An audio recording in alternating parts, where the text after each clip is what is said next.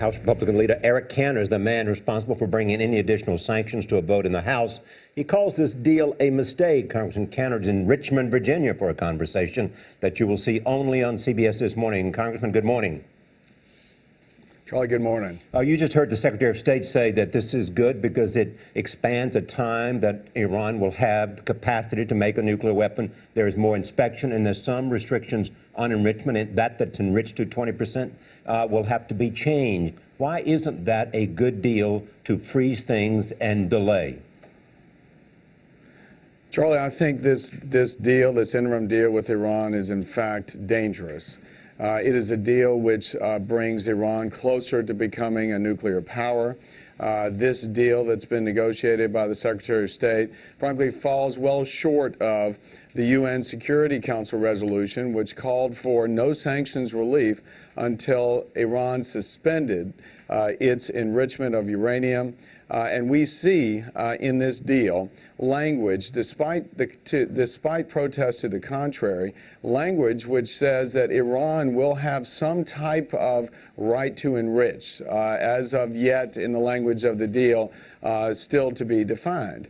Now, this is all contrary to the notion of what so many of us have been fighting for, which is to insist that we shouldn't pursue a policy of containment with Iran, that we should, in fact, insist that a country which has deceived the world, a country which has defied UN Security Council resolutions, can't be trusted. And we want that power in that country to dismantle, irreversibly dismantle its nuclear stockpiles and not be allowed to continue enrichment. And I think this deal falls short on all of those fronts, and I think it bodes very, very ominously for the region and, in fact, U.S. security. Congressman, for the first time in a decade, we have halted Iran's nuclear program. There is a freeze. Also, for the first time, there will be daily inspections, unprecedented inspections of the enrichment facilities at Natanz and Fordo. Can you say that that is positive, that development? Well, first of all, since when do we trust Iran? Iran has demonstrated again and again it cannot be trusted. I believe that the attitude should be mistrust and verify.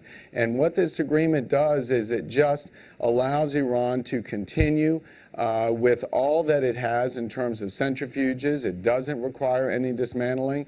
It allows for the enrichment up to 5%, which used to be something that we wouldn't stand for. Iran could once again turn around tomorrow and throw away this. And the problem is, what we've done is we've given up on... But as part of the deal, Iran cannot install or start up new centrifuges, as you know. So it's not the final deal, as you're talking about, and I know there's a great deal of mistrust out there. But I wonder why there's not some acknowledgement that an interim step could lead to a bigger deal. Why isn't that somewhat positive, that you can push for what you want in the final deal? Well, there's two things that are wrong here, nor two things. One is we have now let the door open to sanctions going away. We have said that we will ease up on sanctions, and which have taken years and years of progress for them to build and to be able to apply the kind of pressure that it did. And what we see also is there's no requirement that we comply with the UN Security Council resolution, which the international community had united behind, which says we need to keep the pressure on Iran until it suspends its nuclear activity and it suspends its enrichment activity. And we know in this agreement there's no requirement for Iran to dismantle its plutonium reactor. There's no requirement for it to dismantle its enrichment facilities. So we've got a real cost to us as we are now opening the door to the weakening of international sanctions that have been in place. So your alternative is keep the sanctions on, and if they do not lead to a stop, and if Iran is close to a nuclear capacity, then launch a military attack.